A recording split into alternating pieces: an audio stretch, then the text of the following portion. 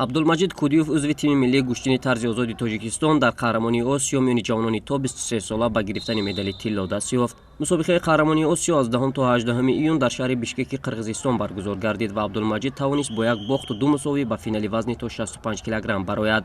در دور اول از نماینده قزاقستان اکبر قربانوف شکست خورد.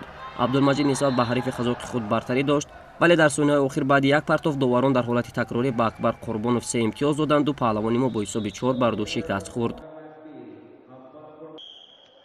در دور دوم عبدالمجید مقابل توسجرگل اردنبت مغول به میدان برآمد. در ثانیه‌های اول توانست یک خال به دست آورد و در ادامه از حمله‌های حریف نیز خود را خوب حمایت کرده توانست تا به تنفس رفتن 4 خال دیگر را نیز توانست عبدالمجید کودیوف به دست بیاورد. بعد دوباره برای گلیم برآمدن کودیوف در گذاره کمتر از 2 دقیقه 6 امتیاز دیگر کسب نموده با حساب بزرگ 11-1 حریف خویش را شکست داد و به مرحله نیمه نهایی برآمد.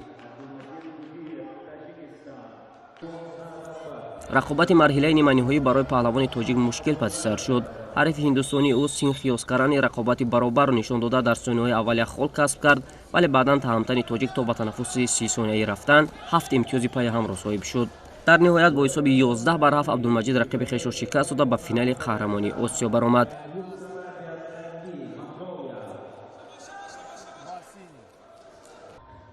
در فینال عبدالمجید با نماینده قرقیزستان ادین ساقیبایف وارد گلیم شد. کودیوف در این رقابت به حریف قرقیز خود هیچ امکانیت نداد و با حساب بزرگ 10-0 در دقیقه دوم پیروزی به دست آورد.